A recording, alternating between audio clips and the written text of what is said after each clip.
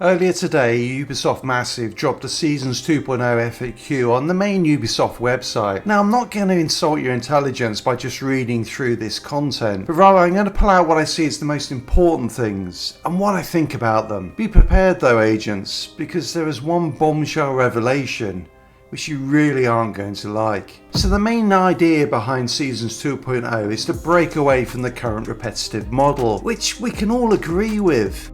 Personally, I would like to get rid of Seasons completely. These were introduced as a way to generate income from an unsupported franchise, post Warlords of New York. Let's get back to the Seasons we used to have in the Division 1, which brought Underground, Resistance, Last Stand, Survival, Westside Piers and so much more. Going forward, the 4-month seasons will be split into the seasonal content and a 2-week intermission. Ubisoft Massive confirmed what we already knew, that our main characters will not be able to play the seasonal content other than the climax mission, and that will only be available during the 2-week intermission between seasons.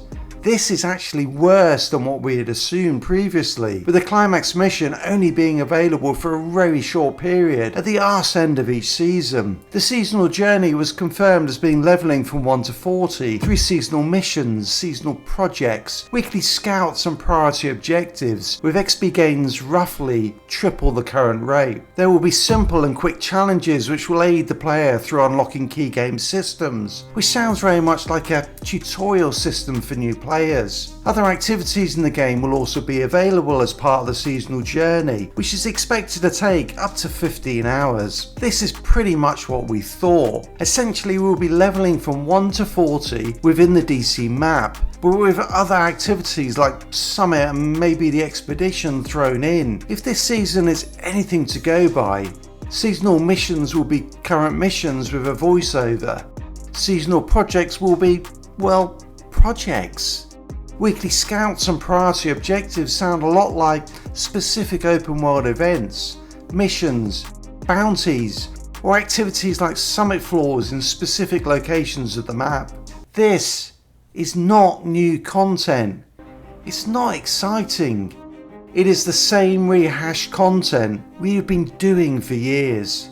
Now, the one change to this content is the seasonal modifier, which they mention numerous times throughout the FAQ without saying exactly what it might be. To quote them, "Seasonal resets bring another layer of excitement since modifiers are phased out at the end of each season, giving them the freedom to impact gameplay far beyond what permanent mechanics would allow. Not to mention driving FOMO for season-specific skins." Now, I've previously speculated that this might be like the global event modifiers, and it still might be, but they did say that global events will continue and be exclusive to non-seasonal characters. A little like they did in the Division after they stopped producing new content for it. So the question remains what the modifier is and how it will impact on how the game plays. My big reservation with this is it's just lipstick on a pig. Adding a modifier to the same content we've been doing for years doesn't change that it is the same content that we've been doing for years. One other thing to layer in is that they also confirmed that the Warlords of New York content will only be available to players who actually bought the DLC. The implication of this is that the structured seasonal content can't contain anything from New York, or some of the player base will not be able to access it. So potentially a large chunk of content won't even be used. We will be getting a 5th character slot for the seasonal character, but we will not be getting more slots in the future seasons. So while the seasonal character will have its own stash base, which can't be accessed by permanent characters, we will not be getting any additional permanent stash space. The way it will work is that at the end of the season we will gain additional temporary stash space, into which everything in the seasonal character stash will move. We'll then be able to transfer any gear we want to keep into our permanent stash, and donate or delete the rest. In order to play future seasonal content, this temporary stash will need to be empty, or we won't be able to create a new seasonal character. There were definitely many of us who were hoping that we would get more stash space as a result of having a 5th character.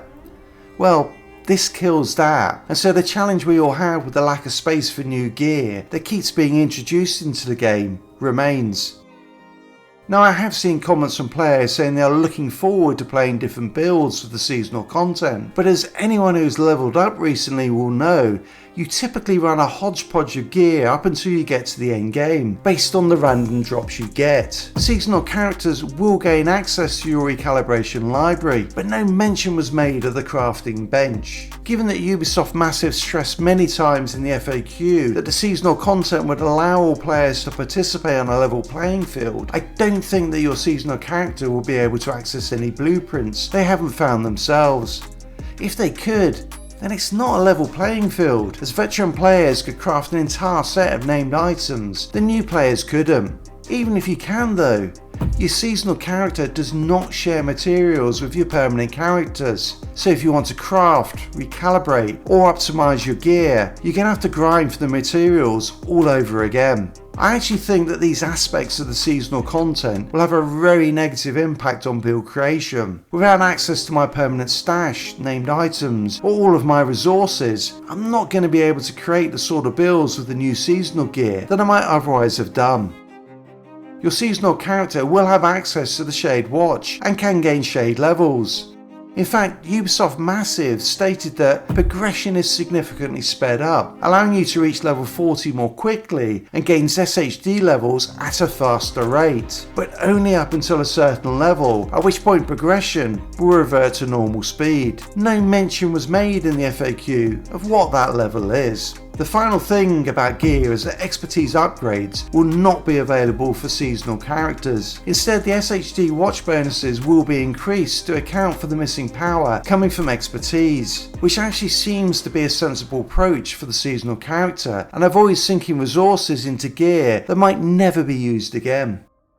One good thing, if you are a hardcore player, you can start a hardcore seasonal character and in the same way transfer experience, rewards, collectibles and gear to your main hardcore characters. But now, let's address the elephant in the room. If 90% of future content coming in the game is for seasonal characters, what the fuck are our main characters good for? To quote Ubisoft Massive, the main character remains the foundation of the account, enabling players to take on challenges at the highest power and difficulty levels.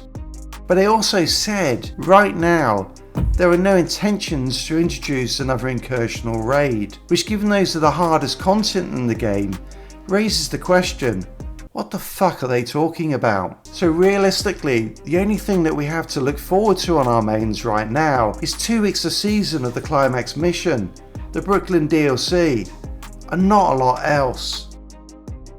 It seems clear that with this change, Ubisoft Massive have decided that where the money is with new and casual players, rather than the veteran player base, and their attempts to placate that veteran player base show just how out of touch they really are. In the FAQ, they justify the move to seasonal characters by saying that the current model reinforces the way a lot of players are using characters as support for their main character at the account level.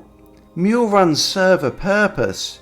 They are a means to an end, and not the way I want to play the game every day. There is nothing in the FAQ that will change the minds of players one way or the other. The key details are unchanged, and if anything, the picture looks even bleaker for players who are not interested in seasonal characters.